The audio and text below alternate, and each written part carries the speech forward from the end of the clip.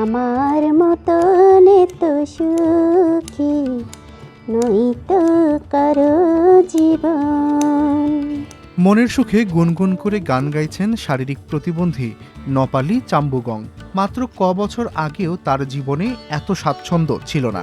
জন্মগতভাবেই যার শারীরিক প্রতিবন্ধকতা, বাবা মা মারা যাওয়ার পর তার কাঁধেই এসে পড়ে তারই 2 বোনের দায়িত্ব। তবে জীবন সংগ্রামী এই প্রতিবন্ধী মানুষটি পেরেছেন। 2 বোনকে লেখাপড়া করিয়েছেন, বিয়েও দিয়েছেন। কিন্তু কিভাবে পূরণ করলেন নপালি তার এই স্বপ্ন? ময়মনসিংহ শহরের কাঁচিঝুলির জয়নুল রোডের একটি পুরনো বিল্ডিংয়ে অবস্থিত প্রতিবন্ধী আত্ম উন্নয়ন সংস্থা। এখানেই নেত্রকোনার সুসং দুর্গাপুরের নপালি 2007 সাল থেকে কার্পেট বুননের কাজ করছেন। ঘুরিয়েছেন ভাগ্যের চাকা।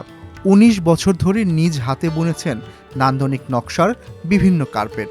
ফার্স্টে এসে দেখি যে এখানে অনেকটা প্রতিবন্ধী আছে। তারপরে দেখলাম এখানে কাজ শিখছি, আমি সেলাই শিখছি 3 মাস। তারপর 3 মাস শেখার পরে আবার কার্পেটুমে ঢুকছি। কার্পেটুমে কাজ শিখছি এখানে 2007 থেকে। শিখে এখানে আমি কাজও করছি। যা ইনকাম পাই সেই ইনকাম দিয়ে আমি নিজেও চলছি, আমার ফ্যামিলিও দিয়েছি, আমার ছোটো বোনের লেখাপড়াও দিয়েছি। সবচেয়ে আপডেটেড ফিচার্স নিয়ে 140টিরও বেশি দেশে কনকা ফ্রিজ। শুধু নপালি নন, তার মতো অন্য যারা এখানে আছে তাদের কেউ কথা বলতে পারেন না, কেউ কানে শোনেন না, আবার কেউ জটিল রোগে আক্রান্ত, কেউ বা চোখেও দেখেন কম। এমন অনেকেই কাজ করছেন এখানে, আর তারাই বুনছেন তাদের তৈরি চোখ ধাঁধানো বিভিন্ন নকশার কার্পেট, ব্যাগ, শিকেসহ বাহারি কুঠির পণ্য।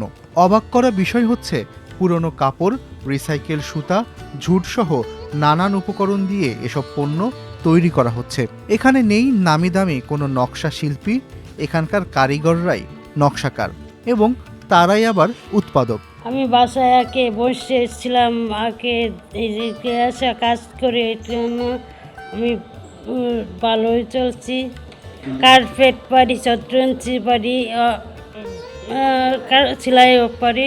বিশেষ চাহিদা সম্পন্ন নারীদের হাতে তৈরি এসব নান্দনিক কারুপণ্য যাচ্ছে ফ্রান্স, জাপান, বেলজিয়াম সহ ইউরোপ, আমেরিকার বিভিন্ন দেশে। প্রজাপতি ক্রাফট নামে নিজস্ব একটি শোরুম রয়েছে প্রতিবন্ধীদের। এখানে বিক্রি করা হয় তৈরি পুতুল, মোমবাতি, কার্পেট সহ বিভিন্ন পণ্য। হাতের তৈরি কাজ, যাতে কোনো মেয়ে, কোনো নারী যাতে ঘরে বসে না থাকে, প্রতিবন্ধী বিশেষ করে, আমরা তাদেরকে কাজে নেওয়ার জন্য চেষ্টা করি, কাজ করার জন্য চেষ্টা করি। কাঁচামাল আছে, কটন সুতা আছে, উল সুতা আছে, তারপরে ক্লথ আছে, জুট আছে, এরকম ধরনের পুরাতন কাপড় আছে, রিসাইকেল প্রোডাক্ট তৈরি করা হয়।